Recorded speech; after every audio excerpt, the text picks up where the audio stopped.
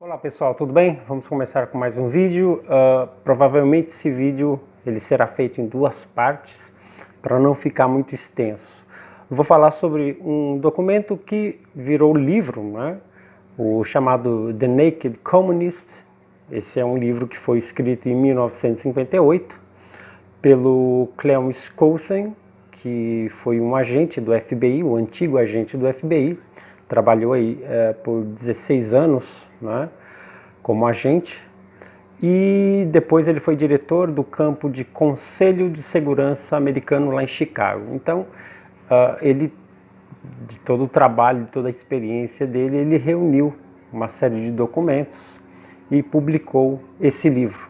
E nesse livro, The Naked Communist, o comunista nu, existe 45 metas de implantação, de implementação do comunismo, né, no Estado, no país, e no caso aí falando dos Estados Unidos da América, mas acaba servindo para qualquer Estado, né, para qualquer país. Inclusive é um livro, essas metas, né, essas 45 metas, elas são incrivelmente atuais, né? Muitas coisas, muitas dessas metas, o comunismo atingiu ou atingiu em partes, né? Conseguiu alcançar, conseguiu realizar aí em partes, não apenas nos Estados Unidos, mas em outros países, inclusive no Brasil. Então é sobre isso que nós vamos falar hoje no vídeo. Então vamos lá. Primeira meta: aceitação dos Estados Unidos de coexistência como a única alternativa para a guerra atômica. Meta número 2, disposição dos Estados Unidos em render-se ao invés de engajar em uma guerra atômica. Ou seja, quero explicar que, como esse livro ele foi escrito no final da década de 50, fez muito sucesso aí na década de 60, então era o auge da Guerra Fria, né? Depois aí da Segunda Guerra Mundial, o mundo ficou dividido entre Estados Unidos e a União Soviética, né? A ex-União Soviética. Então, de um lado, os Estados Unidos representando o livre comércio, né, o capitalismo, a democracia, e a ex-União Soviética representando o comunismo, o regime comunista, né, a ideologia comunista, o Estado com força, com poder. Então, o mundo ficou dividido entre esses dois poderes. E a Guerra Fria, né, a guerra de armamentos, né, inclusive uma corrida armamentista, né, com bombas atômicas, acabou colocando o mundo, né, dessa época até aí década de 90, num estado de alerta, numa certa tensão de que a qualquer hora poderia acontecer uma guerra mundial, né, e uma guerra atômica, né. Então, só colocando aí dentro desse contexto, né, o contexto histórico, e a gente vai dar continuidade. Então, a meta número 3, desenvolver a ilusão de que o desarmamento total pelos Estados Unidos ou dos Estados Unidos seria uma demonstração de força moral, e isso foi alcançado em parte. Então, o que seria isso? É vender aquela ideia de elevação moral da sociedade ao rejeitar um Estado armado, né, em nome de uma paz local ou uma paz mundial. Então, é aquela ideia de que a população armada seria um retrocesso num sistema democrático, né, e assim por diante. Então, essa ideia do desarmamento foi empurrada para nós, brasileiros, com o Estatuto do Desarmamento, que aconteceu no dia 23 de dezembro de 2003, no governo do Lula, né, através da lei federal que derivava aí a lei número 292, da autoria do Gerson, ele era senador, Gerson Camata, do MDB, né? Então, ele veio propor essa lei e, apesar da maioria da população ser contra a lei do desarmamento, mesmo assim ela foi assim, empurrada para nós, a goela abaixo, né? Nós acabamos aí aceitando forçosamente essa lei de desarmamento. Então, a partir daí, a população ficou proibida de ter arma, né, como proteção pessoal. Claro que isso vem mudando, né, a partir do governo, do atual governo, o Jair Messias Bolsonaro, que uma das suas promessas de campanha era justamente armar a população, né, dar aí o direito da população ter a sua arma em casa. E isso é muito combatido, está sendo uma grande luta para que isso venha a vigorar novamente no país, né? Então, a esquerda fica com essa ideia de que o desarmamento é uma elevação moral dentro da população e que o armamento, uma sociedade armada, seria um retrocesso, seria uma baixeza moral, né? Um retrocesso moral na sociedade. E se não basta, ainda não bastando desarmar a sociedade, a população, a esquerda ela vem com uma pauta complementar, que é desarmar os policiais, desarmar a segurança, né? A instituição que protege, né? Que tem o papel de proteger a sociedade. Então, agora a esquerda quer, além disso, desarmar os policiais, né? Então faz parte da terceira meta, né, desse documento. A quarta meta é permitir o livre comércio entre todas as nações, independente de filiação comunista e independente de haver ou não itens que poderiam ou podem ser usados para a guerra. No caso aí o comércio de armas. Então o que acontece? A China é um exemplo de que muitos liberais, né, saem em defesa do livre comércio com países comunistas, né, sem viés ideológico. Então vamos fazer comércio com todo mundo, criando uma dependência comercial entre as partes. O problema é que o que alimenta os países comunistas, o que alimenta o regime comunista, como a China, é justamente o capital estrangeiro, né? É o investimento estrangeiro que fortalece o Partido Comunista Chinês, né? Colocando a China aqui como exemplo. Então há uma ilusão por parte de muitos liberais, de muitas pessoas, que esse livre comércio com países comunistas, né, como a China, esse livre comércio, essa livre comunicação, seria uma maneira de enfraquecer o Estado comunista, né, o sistema comunista, é como se fosse enfraquecendo e ao mesmo tempo começasse a haver uma abertura, uma tentativa aí de criar um Estado democrático, né, e capitalista, né? Agora isso é falso, por quê? A China, mais do que nunca, o partido chinês, né, o Partido Comunista, mais do que nunca, ele continua forte e continua fechado, continua com suas regras. Claro que sabem administrar, estão sabendo administrar muito bem toda essa questão de comércio estrangeiro, né, comércio com outros países. Inclusive eu tenho um vídeo falando sobre a China, sobre a economia da China. Vou deixar o link aqui, deem uma olhada que é bem interessante. Então a China, o Partido Comunista Chinês sabe da importância desse comércio e da entrada de dinheiro estrangeiro para justamente fortalecer o partido, né?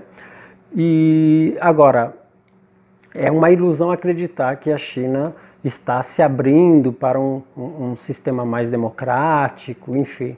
Isso aí é uma grande besteira. A meta agora número 5 é a extensão de empréstimos de longo prazo para a Rússia e satélites soviéticos. Então, dentro desse contexto histórico, né, a antiga União Soviética, ela buscava aí um poderio, né, tanto territorial, conquistando outros países, tentando colocar o regime comunista em outros países, né? Seria o comunismo internacional. Temos aí o exemplo de Cuba, que era um braço forte nas Américas, né? Um braço da União Soviética aqui nas Américas. E a tentativa de implantar o comunismo aqui no Brasil também, a Rússia estava à frente disso. Então isso tem a ver aí com a quinta meta do comunista Nu, né? Do livro. A sexta é fornecer ajuda americana para todas as nações, independente de dominação comunista. Sétima é conceder reconhecimento da China, né, conseguir com que a China fosse admitida na ONU. Essa também como sétima meta desse projeto todo. A meta número 8, configurar a Alemanha Ocidental e Oriental como estados separados, apesar da promessa de Khrushchev de 1955 para resolver a questão alemã por eleições livres sob a supervisão da ONU.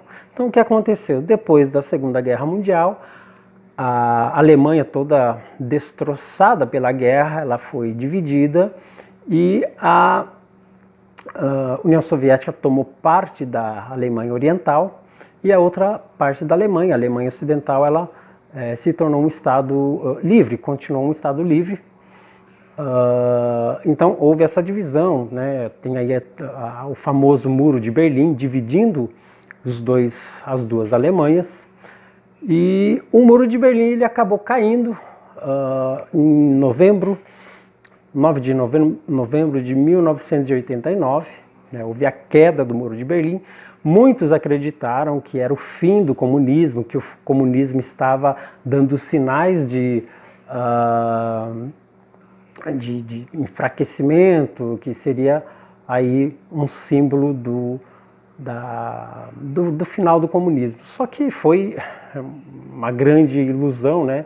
Muitos acreditaram nisso, mas na realidade o comunismo como sistema estava se reorganizando, né? Comendo aí pelas beiradas. Então, com a queda do Muro de Berlim, a abertura da antiga União Soviética, né? Que deixou de ser União Soviética, muitos acreditaram que era o fim do comunismo. Mas o comunismo continua firme e forte. Nós temos aí exemplos aqui nas Américas, né?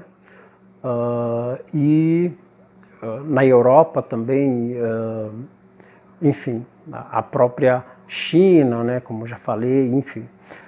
Então, essa foi uma meta que ela conseguiu durante algum tempo, né? Se manter, e depois houve aí uma ruptura, né? Uma reorganização do projeto comunista mundial. A meta número 9, prolongar as conferências para proibir testes atômicos, porque os Estados Unidos concordaram em suspender os testes, desde que as negociações estivessem em andamento.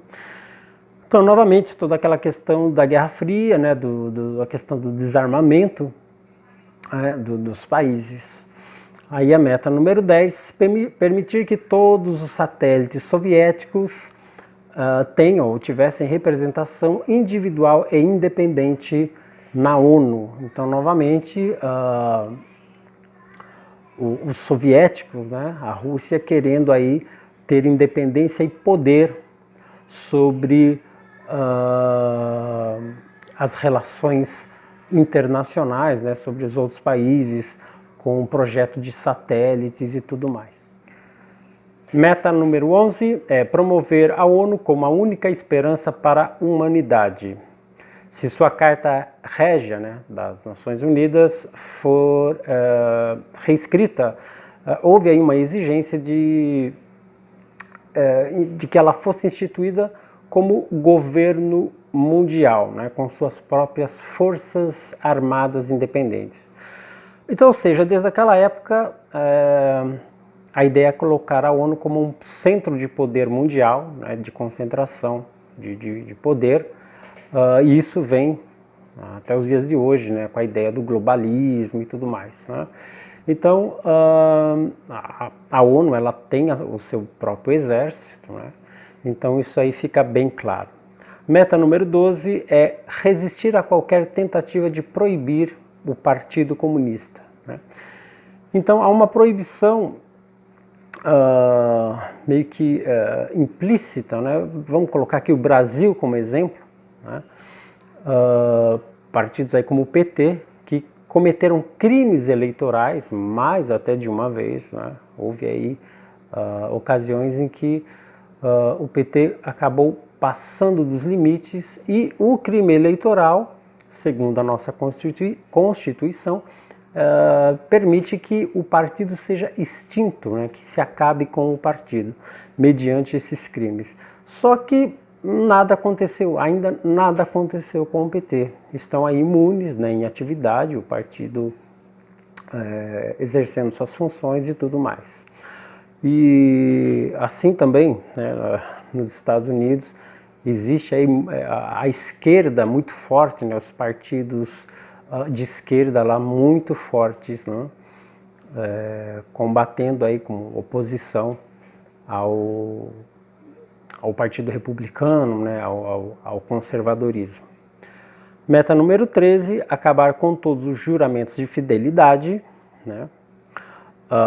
Meta número 14, continuar dando à Rússia o acesso ao escritório de patentes dos Estados Unidos, ou seja, a Rússia, né, com as suas infiltrações, toda a questão de espionagem, né, muito comum durante a Guerra Fria, né, e a ideia de se infiltrar nas estruturas americanas, né. Meta número 15, capturar, né, os partidos políticos nos Estados Unidos, ou seja, tem a ver com essa questão da infiltração, de alimentar ainda mais os partidos de esquerda, né, de promover os partidos de esquerda. A meta número 16, usar decisões técnicas dos tribunais para enfraquecer as instituições americanas, né, as instituições básicas, afirmando que suas atividades violam os direitos civis. Então, aquela história dos direitos humanos, né, tão promovido aí, tão exaltado pela ONU e tudo mais. Isso acontece aqui no Brasil, isso é muito atual aqui em nosso país, né? A infiltração de esquerdistas, né, nos tribunais, nas estruturas dos pilares da lei. Então, muitos advogados militantes, advogados de esquerda, né, pessoas militantes que se formam advogados justamente com esse intento. Advogados, juízes, né, que no Brasil nós temos a OAB, a Ordem dos Advogados do Brasil, em que o presidente atual, o Felipe Santa Cruz, declarou já ser militante, né, político partidário. Então, temos aí um exemplo atual do que acontece aqui no Brasil, né, dentro dessa instituição, dentro da estrutura das leis aqui no nosso país.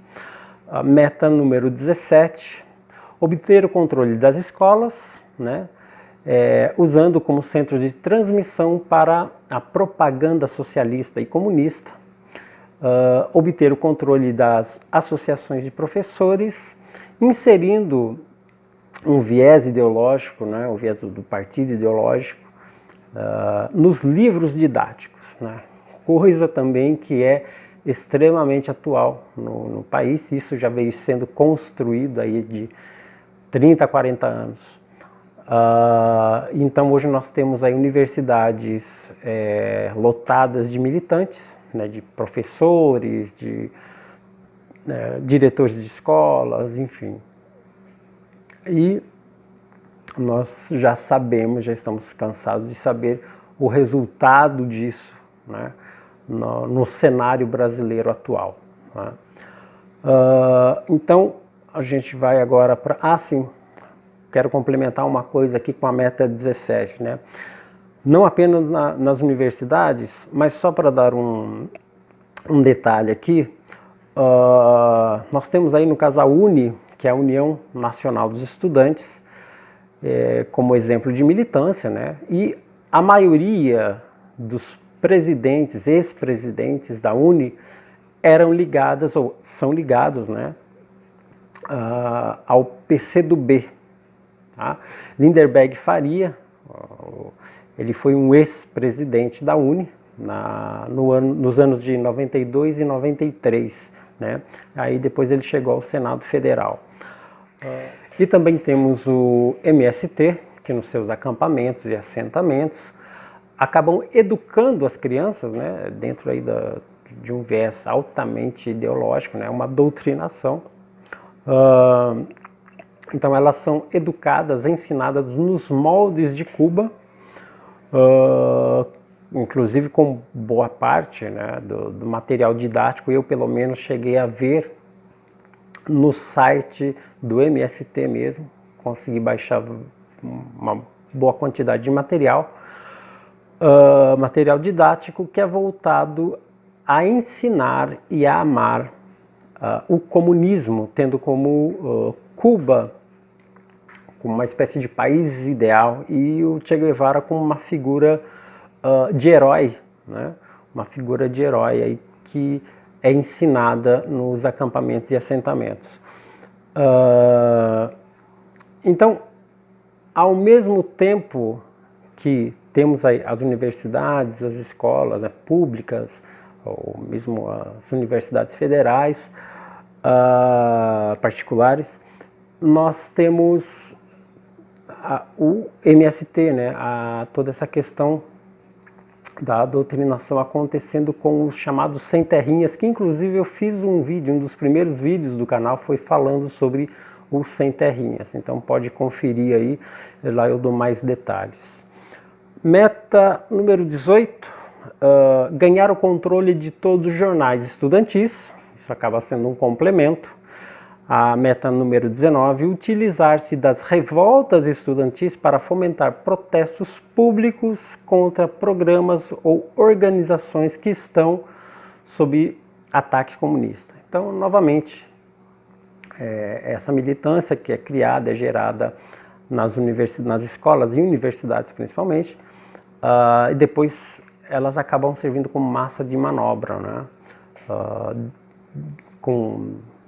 Dos partidos, né, de esquerda.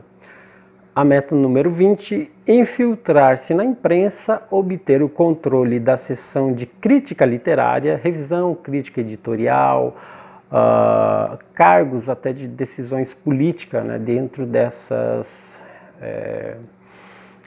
esferas. Né? Também é algo que é muito atual aqui no nosso país. A gente pode ver aí a nossa imprensa, como ela está, o jornalismo, e não só a imprensa como nós conhecemos, rádio, TV, jornal, revistas, mas livros, editoras. Eu cheguei a um vídeo anterior falar sobre um pouco sobre essa questão cultural, né? Que muita gente, quando se fala em os artistas, né, de esquerda, pensam aí nos artistas globais. Não, esqueçam eles, o buraco é muito mais embaixo.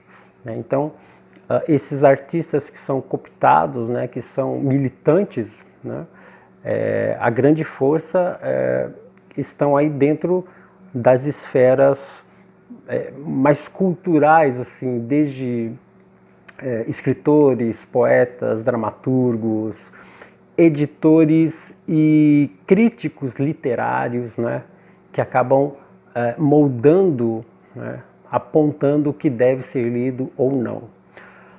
Então, meta número 21, ganhar o controle de posições, né, dentro das rádios, da TV, do cinema. Também nesse vídeo anterior, vou colocar aqui o link, falo sobre isso, né? Esse documentário aí que teve da Petra,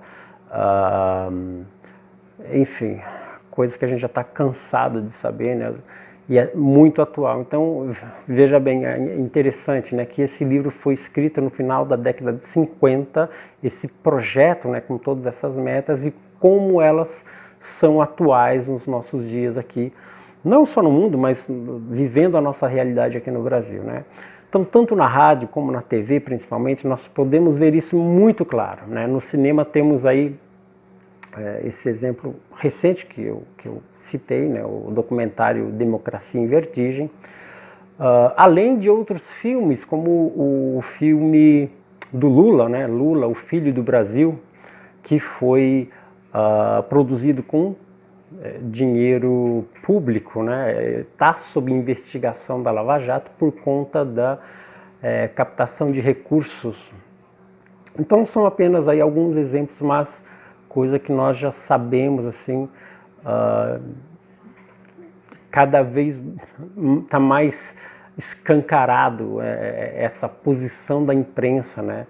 Esse viés totalmente militante, né, que nós temos aqui no país. A meta 22, continue a desacreditar a cultura americana, degradando todas as formas de expressão artística.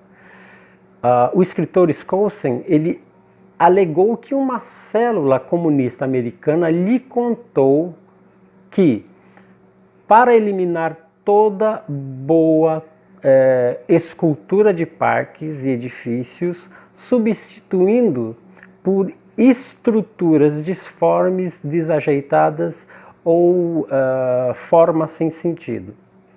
Então o próprio escritor aqui do Comunista Nu, né, o Skousen, ele diz que ele obteve essa informação de que nas praças, né, nos edifícios, até mesmo na parte da arquitetura haveria uma mudança, né?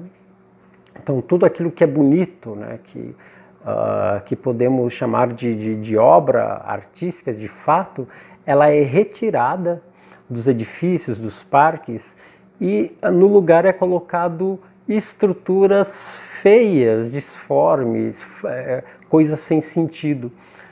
Então veja como que é o poder do simbolismo nisso tudo. Eu também fiz um vídeo falando sobre cultura, e inclusive eu citei o Roger Scruton, né, que ele tem um documentário chamado acho que é Porque a Beleza Importa, e ele comenta muito sobre esse assunto, né, a questão da beleza e a questão da deformação, né, da cultura, né, das artes de forma geral. Então, essa aqui é a meta 22, né, que vem deformar tudo aquilo que é belo, né, dentro das artes e trocar isso por algo, por uma pretensa, né, suposta chamada arte, né, mas de algo muito feio, disforme, muito desvirtuado. Enfim, tudo aquilo que nós vimos hoje no mundo, né, no Brasil, que é chamado de arte, é o resultado dessa meta, né, da meta 22, né, não apenas na arquitetura urbana, mas nas demais expressões artísticas, né. Temos aí o exemplo aí do homem nu, do man, ou então daquela moça que em público ela colocou um monte de baratas, né, na sua vagina, enfim, coisas desse tipo que nós estamos já de um tempo para cá vendo com uma certa frequência, e tudo é motivo de chamar de arte, tudo é arte. Então essa relativização da arte faz parte dessa meta 22, né? Então vamos lá, continuando, meta 23, controle dos críticos de arte, diretores de museus de arte, né? O nosso plano é promover a feiura, o repulsivo, a arte sem sentido. Então isso aqui está reforçando a meta 20, né? Então essas duas últimas metas, 22 e 23, elas se relacionam, tá? Eu já falei, né, que eu tenho um vídeo sobre cultura que eu falo dessa decadência da arte moderna e dita pós-moderna, né? Citei alguns autores, né, vários autores, entre eles os irmãos Jake Dinos Chapman, né, Chapman Brothers, com suas obras até escatológicas, né?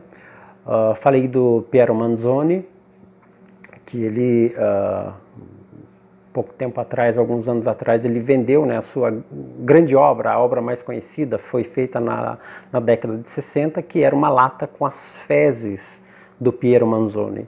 E essa lata foi vendida alguns anos atrás aí por eu não me lembro bem o valor, mas em torno de 200 mil euros, alguma coisa nesse valor aproximado. Eu falo sobre isso nesse vídeo, né? Eu dou mais detalhes.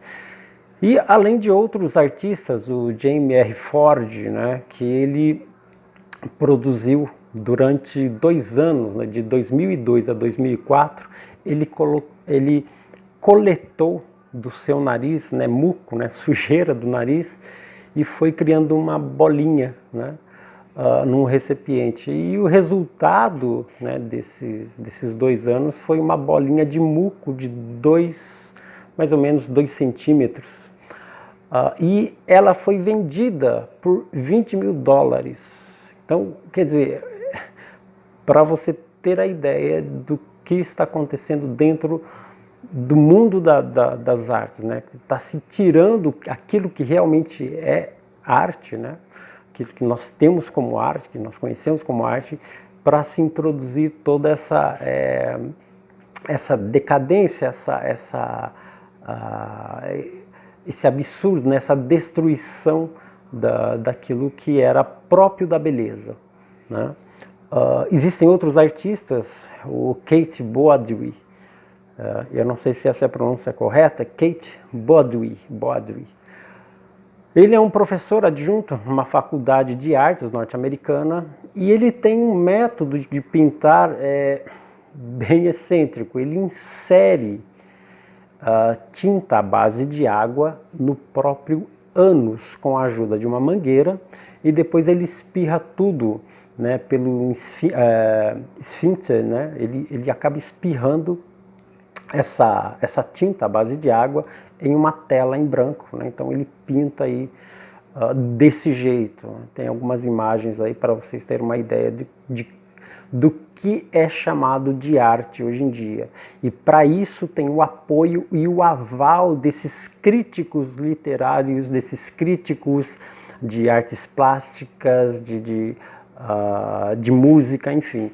Então esses críticos de arte hoje são, na verdade, militantes e fazem parte desse projeto de dar o aval, de patrocinar, de promover isso que eles chamam de arte. Um outro exemplo, o artista, né, vamos colocar aí entre aspas, né, o Andreas Serrano. Ele é um fotógrafo, né, e ele fotografou um crucifixo de plástico simples, um crucifixo dentro de um copo, né, um copo de vidro cheio de urina. Então ele mijou no copo, colocou um crucifixo lá e tirou a foto, né? Essa foto é chamada de Peace Christ. E essa peça, foi, né, considerada uma peça, uma obra de arte, ela venceu um concurso de arte contemporânea nos Estados Unidos, né? E ela foi, o pior, patrocinado com dinheiro público, né? Então, esse concurso que ele venceu tinha dinheiro público por trás e ele venceu por conta dessa fotografia, dessa obra, de um crucifixo dentro de um copo com a sua urina, como vocês podem conferir aí na imagem. Então, esses são alguns exemplos do que está acontecendo hoje. É muito mais profundo, o buraco é muito mais embaixo, né? Não se trata apenas de... nós, né, muita gente é acostumada quando fala de artista, os artistas globais, ou ele não, é muito, muito, muito pior do que isso. E isso vem acontecendo aí já há várias décadas, né? Vem se formando esse tipo de críticos de arte, de artistas, ou que podemos chamar de pseudo-artistas, mas enfim, não é algo de hoje, isso já vem sendo construído, sendo formado aí há várias décadas, né?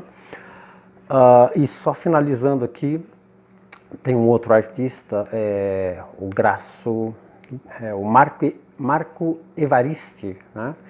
E ele, a obra dele é uma chamada de Polpette al Grasso di Marco, que é de 2006. Então o que que é? Ele é um artista dinamarquês, né? Mas ele nasceu no Chile. E uma das exibições dele foram alguns peixinhos dentro de liquidificadores, de um liquidificador com peixinhos vivos, né, com água, e a pessoa, né, o público poderia ligar o liquidificador, né, e aí acabava matando aí os peixinhos, né. Mas, além disso, tem algo ainda muito mais nojento, chega a ser nojento. Ele produziu 48 almôndegas da gordura retirada dele mesmo depois de uma operação de lipoaspiração. Então ele fez uma operação de lipoaspiração, com essa gordura ele fez almôndegas que foram cozidas e foram servidas num jantar para amigos, né, que estavam desavisados desse jantar, né, desse prato aí, né? E depois outras dessas almôndegas foram colocadas em pacotes de 10, né, 10 almôndegas em cada pacote, e vendidas ao preço de $4.000, né? Então, mais uma vez, é para se ter uma ideia do que se faz e do que se chama de arte nos dias de hoje, graças a um grande projeto de destruição, né, dos pilares, né, do Ocidente, de destruição daquilo que nós conhecemos como arte, como religião, como leis, enfim. Nós ainda vamos voltar a falar sobre isso. Então eu vou dar uma pausa aqui, né, paramos na meta 23 e vamos continuar no próximo vídeo, a partir da meta 24, em que eu vou falar sobre outros assuntos também. Então é isso, pessoal. Obrigado mais uma vez. Se gostou, deixe o seu like, faça os seus comentários e siga o seu caminho. Até o próximo vídeo.